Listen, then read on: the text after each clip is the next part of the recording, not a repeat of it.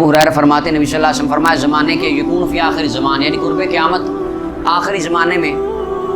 ہوں گے دجالون، کچھ دجال کیا ہوں گے یعنی دھوکے باز کو دجال کہتے ہیں، جو دھوکا کرے جھوٹا ہو اس کو دجال کہے، اور کذابون سخت جھوٹ بولنے والے، یاتونکم من الاحادیث فرمایا تمہارے پاس ایسی باتیں لائیں گے، ایسی باتیں لائیں گے بما لم تسمعوا انتم جو تم نے کبھی نہیں سنی ہوں گی، جو تم نے نہ تم نے ولا آباؤکم نہ تمہارے ماں باپ باپ دادا نے وہ باتیں نہیں سنی ہوں گی، وہ تمہیں باتیں کریں گے۔ یہ عقیدہ 100 سال پہلے نکالا گیا، 100 سال پہلے یہ عقیدہ صراط مستقیم کتاب کے اندر ایک بندے نے نکالا،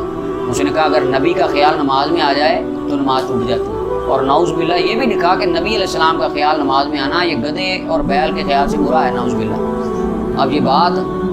پوری تاریخ انسانی میں کبھی سنی؟ کسی محدث کے پاس آپ نے پڑھی ہے یہ بات؟ ہمارے باپ دادا آباؤ و اجداد نے کیا دنیا کائنات کے کسی مرتد کافر سے بھی یہ بات نہیں سنی؟ اور 100 سال پہلے ایک مسلمان ہونے والے ایک فرقے کے بہت بڑے یعنی نام پر، فرقے کا نام کیا لینا، پتہ سب کو چل جاتا ہے، اس طرح کی بات کون کر سکتا ہے؟ انہوں نے اپنی کتاب میں واضح اعلان ڈنکے کی چوٹ پہ لکھا، تو کیا وہ اس مستاق میں نہیں آ جاتے؟ فرمایا دجال ہوں گے اور کذاب ہوں گے، ایسی باتیں کریں گے نہ تم نے سنی ہوگی نہ آباؤ اجداد نے سنی ہوگی۔ اب یہ دیکھیں یہ بات کہنا، اس بات کے اوپر اجماع امت رہا، جمہور محدثین علماء فقہا تمام امت متفق رہی ہے اس بات کے اوپر کہ قبر کے اندر ایک زندگی ہوتی ہے، اور ہم جو ایصال ثواب ہم کرتے ہیں صدقہ کا یا کوئی بھی چیز، امام منوی نے باب باندھا ہے، صحیح مسلم میں باب ہے، باب وصول ثواب الصدقات الی المیت، باب ہے صدقات کا ثواب میت تک پہنچانے کے بیان، کہ صدقہ یا کوئی بھی ثواب عبادت کا نفلی کا وہ قبر میں پہنچتا ہے مرحومین کو۔ اس کے اوپر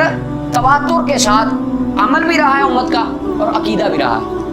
اور 100 سال پہلے ایک قوم آئے، ایک جماعت آئے، ایک فرقہ اٹھے اور وہ کہے کہ نہیں قبر والے تو مار کے مٹی ہو گئے، اندر تو ہے ہی کچھ نہیں، سارا کچھ فنا ہو گیا،